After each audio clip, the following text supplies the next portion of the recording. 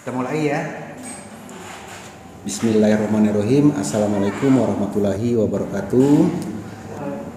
Hari ini kita seminar atas nama Arpianida Nafisa Rahmidiani, sulit sekali namanya ya.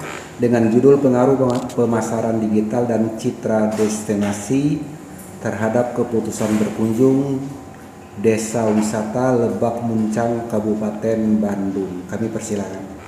Terima kasih. Selamat siang semuanya.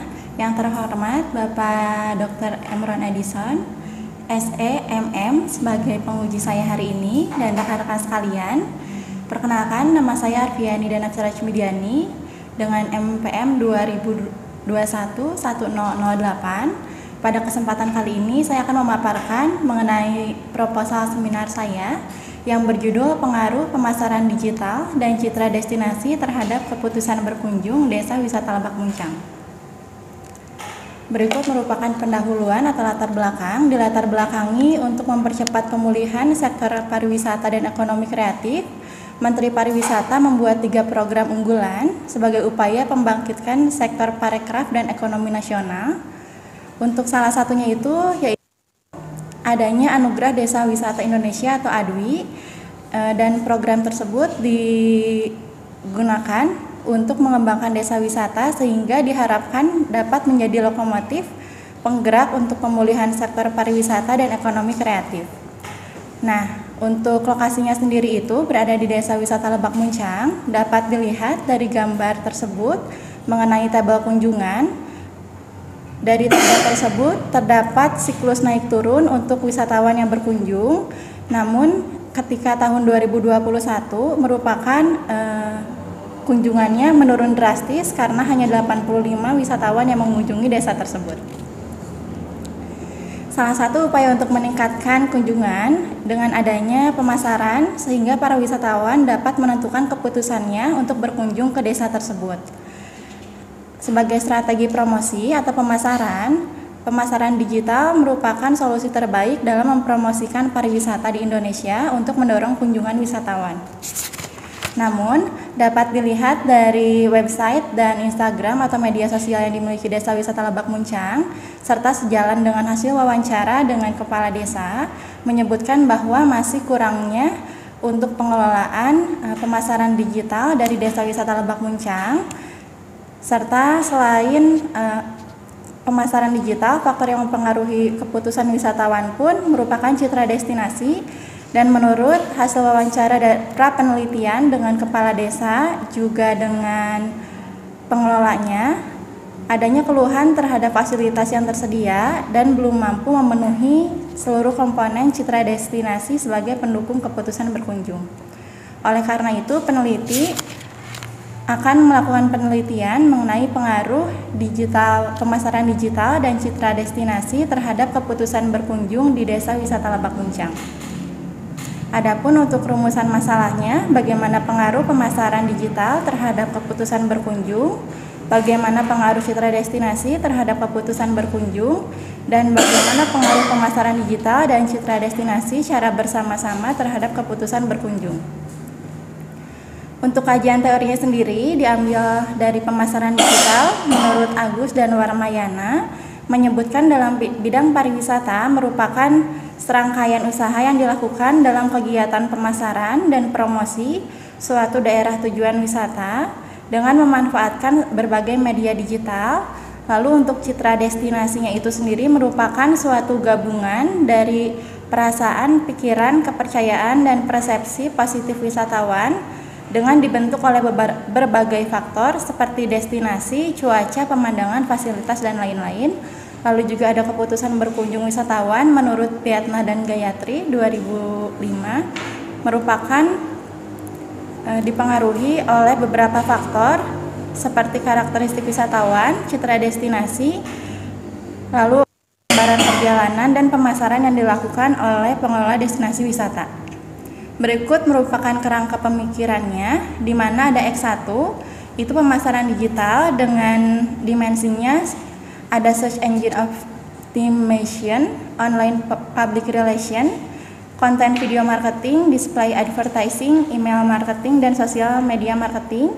Lalu yang kedua ada citra destinasi sebagai X2, ada citra destinasi kognitif, destinasi yang unik, dan destinasi afektif, serta mempengaruhi ke keputusan berkunjung atau Y, itu untuk pemilihan produk, pemilihan merek, pemilihan perantara, waktu, dan jumlah.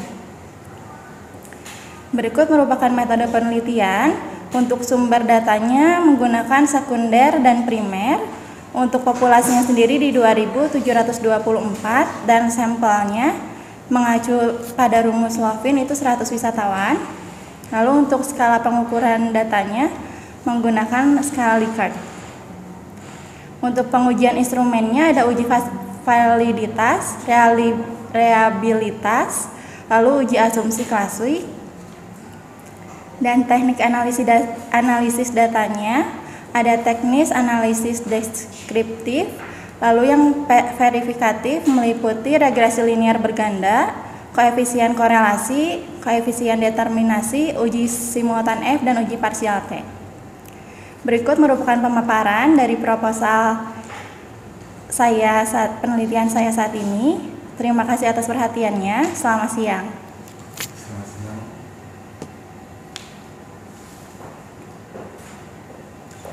Oke, sudah presentasinya ya. Nah, sekarang Bapak pengen tanya rumusan masalahnya. Coba sebutkan rumusan masalah nomor 1. Bagaimana pengaruh pemasaran digital terhadap keputusan berkunjung ke desa wisata Lebak Muncang? Oke, kan kita tahu bahwa di dalam rumusan masalah itu ada deskriptif, ada verifikatif. Itu termasuk deskriptif atau verifikatif? Deskriptif. Nah, kalau deskriptif artinya dia mendeskripsikan, belum menguji kepada pengaruh. Coba X1-nya apa? X1. Digital marketing. Nah, harusnya bagaimana rumusannya? Harusnya bagaimana rumusan masalahnya? Bagaimana pemasaran digital terhadap keputusan berkunjung? Kalau terhadap sudah verifikatif kan? So, gimana? Berarti bagaimana pemasaran digital di desa wisata Lebak Muncang? Nah, itu kan. Itu 1 sampai nomor 3 itu jangan dulu terhadap ya. Nah, yang berikutnya verifikatifnya kan nomor 4, 5, dan 6 kan? Ya, betul. Itu bisa saja disatukan ya. Jadi pakai yang nomor 6 itu jadikan aja nomor 4. Nanti tujuan penelitiannya juga 4 ya. Ini tujuan penelitiannya, kalau rumusan masalahnya 4, nanti tujuan penelitiannya 4 ya. Oke, sekarang hipotesa kamu apa?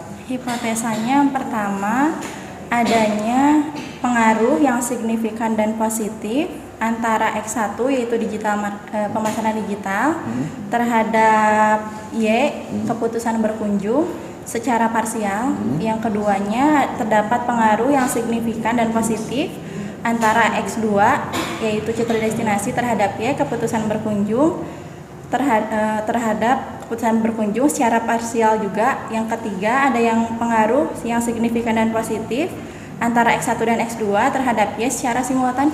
Secara simultan ya. Oke, sudah tahu ya apa tuh uji hipotesanya ya. Nah, berikutnya kalau kita ke bab 1 ini jangan terlalu banyak teori. Jadi teori itu hanya pembanding ya. Pembanding, bukan seperti penempatan teori di bab 2 berbeda. Contohnya begini, kompetensi di suatu perusahaan pokoknya rendah, pokoknya ini permisalan. Nah, teori yang membandingkannya padahal kompetensi itu sangat penting. Nah itu, jadi hanya pembanding aja sebenarnya, menunjukkan ada gap ya. Jadi jangan terlalu banyak teori yang tidak membandingkan, paham ya? Jadi teori yang membandingkan dalam sebuah kasus ya. Nah, saya kira udah bagus, penulisannya udah bagus. Nah, daftar pustaka. Data pustaka belum pakai Mendeley. Betul. Ya, pakai ya. Iya, Mau pakai nggak kamu? mau pakai Pak. Oh, mau pakai. Sudah itu penelitian terdahulunya kamu kepada siapa? Untuk penelitian terdahulunya ada juga Jati Paras Ayu Pak salah satunya, terus juga ada yang di Stipar yang tentang citra destinasi juga sama. Ada ya. Jadi kamu jangan lupa mengutip jurnal di kampus ya. Karena ada 2 jurnal, satu-satu aja ya. Oke, jadi kamu udah bagus. Coba lihat halaman 27. Ya. 27. Di sana itu yang gambar itu ya, atau digambar aja, digambar Baik, yang Bapak. di layarnya. Coba lihat di gambar layar. Kerangka berpikir ya, Ya, Pak ya? kerangka berpikir ya. Nah, di kerangka berpikir itu nanti ada X, satunya tuh kecil aja hurufnya ya. Oh, iya, Pak. Nah, yang keduanya harus ada sumber. Ya, ini ada dimensi ya. Menurut siapa itu? Ya. Ya. Pemilihan produk, pemilihan merek itu menurut siapa itu? Untuk yang digital marketingnya, Yang keputusan berkunjung, yang Y-nya ya Pak ya? nah, Itu dari Piatna dan Gayatri. nah, itu sumbernya masukkan ya. Oh iya. Jangan nggak ada. Coba ini kerangka bikin dulu. Nah, nanti kalimat kerangka pemikiran itu bukan menjelaskan teori, tapi dasar kamu melakukan atau menggambar gambar tersebut ya. Coba dasarnya apa kamu menggambar kerangka berpikir ini? Dasarnya apa? Dasarnya dari teorinya juga Pak. Nah, jelaskan ya. Berdasarkan apa tuh? Teori-teori. Oleh sebab itu teori-teori di kerangka pemikiran itu jelaskan jadi ya, atau tempatkan teori yang menjelaskan bahwa pemasaran digital itu memiliki pengaruh terhadap berkunjung.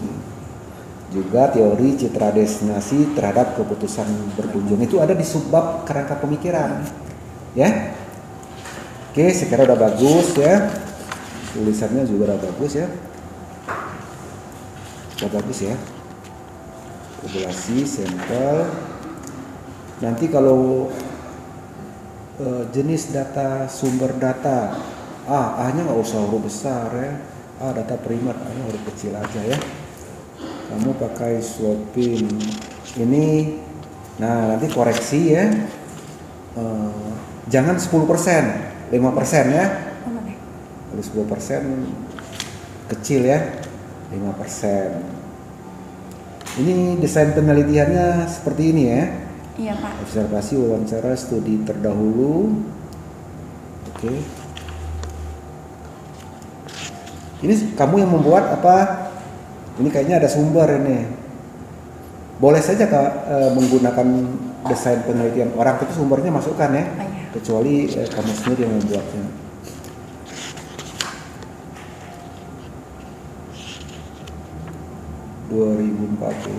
...2011 ini udah terlalu lama ya. Nah, di metode itu tidak perlu begini. Observasi menurut Widyoko, observasi dilakukan pada objek penelitian dan seterusnya. Nggak perlu begitu. Jadi ya langsung saja kepada teknis kita. Karena metode itu adalah cara kita. Bukan kita menjelaskan teori orang ya. Kalau ada bukunya itu untuk kita belajar maksudnya. Jadi ya. Nah, jadi observasi yang saya lakukan di mana ya ceritanya ya. Wawancara dilakukan, nggak usah lagi wawancara adalah, nggak perlu lagi ya. Nanti terlalu banyak teori. Kuesioner merupakan daftar pertanyaan, nggak usah. Kuesioner disebarkan langsung ke teknis ya. Skala pengukuran, ini skala pengukuran itu boleh aja kalau skala pengukurannya ada definisinya boleh, tapi jelaskan yang dilakukan ya. Operational variable. Nah, nantinya di operational variable tolong dicatat ya. skalanya itu jangan Likert ya, tapi ordinal ya, karena Likert itu nama orangnya ya. Ordinal ya, kan skala itu ada 4 kan, ordinal, nominal, interval, apalagi rasio kan nggak ada skala Likert ya. Tapi ada juga yang mengatakan skala Likert itu 1-5 ya. Oke, sudah bagus, lanjutkan ya, silakan ditutup. Terima kasih teman-teman sekalian atas perhatiannya, dan juga terima kasih kepada Bapak Emron sebagai penguji saya hari ini. Untuk presentasi saya saat ini saya tutup. Selamat siang.